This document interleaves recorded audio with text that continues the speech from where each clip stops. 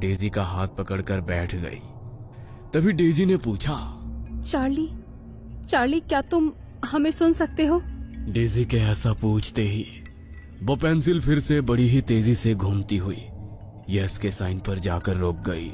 क्या तुम हमसे कोई मदद चाहते हो? इस पर तो नो का साइन आ रहा है। इसे हमारी मदद नहीं चाहिए तो हमें इसे गुड बाय कहकर गेम खत्म कर देना चाहिए। नहीं डेजी, हम ऐसा नहीं कर सकते। जब तक ये आत्मा खुद यहाँ से जाने का फैसला ना कर ले तब तक हम इसे यहाँ से नहीं भेज सकते।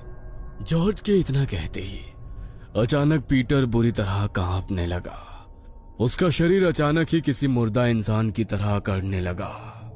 ये पीटर को क्या हो गया? ये क्या किया तुम लोगों ने? देखो, अगर मेरे पीटर को कुछ हुआ ना तो मैं तुम दोनों को नहीं छोड़ूंगी। तुम्हारा दिमाग खराब हो गया है क्या रूबी? हमने पीटर को थोड़ी ना कुछ किया है। देखो, हमें ये गेम खेलना होगा। पीटर थोड़ी देर बाद अपने आप ठीक हो जाएगा। जॉर्ज ने जैसे ही ऐसा कहा वैसे ही पीटर की आंखें बिल्कुल सफेद होकर ऊपर को हो गई और वो रूबी की ओर देखते हुए बेहद भयानक तरीके से हंसने लगा।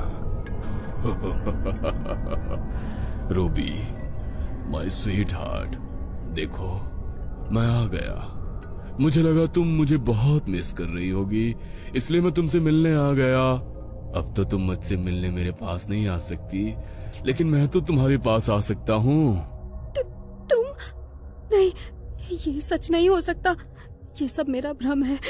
तुम वापस नहीं आ सकते। नो नो नो, मैं वापस आ सकता हूँ।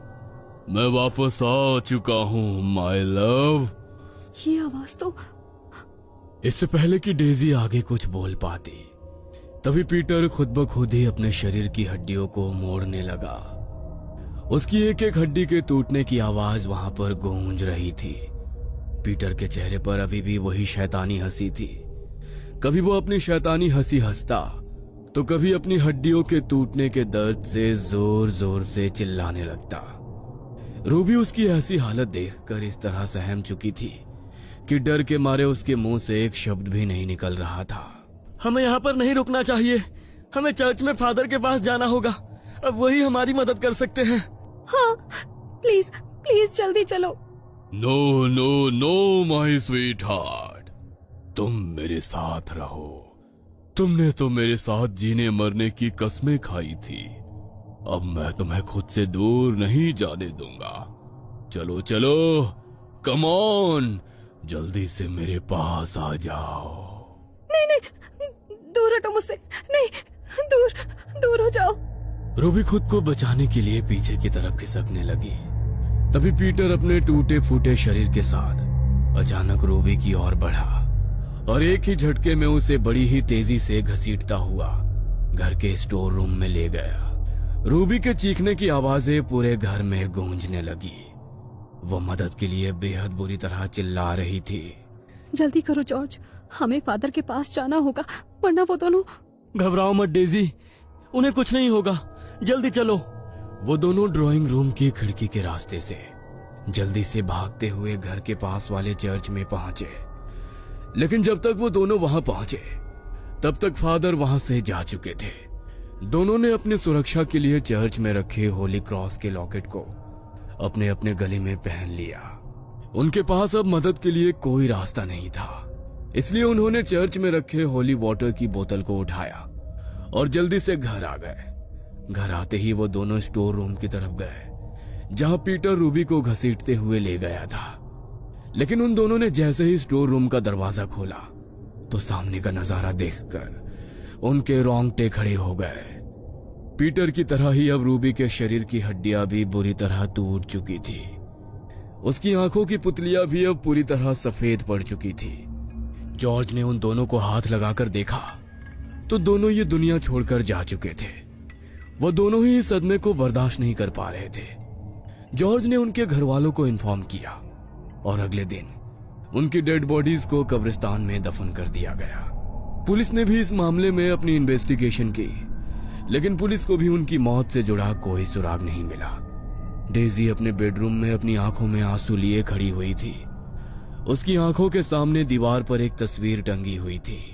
आपने जैसा कहा था मैंने बिल्कुल वैसा ही किया। मैंने आपका बदला ले लिया भैया, ले लिया आपका बदला मैंने।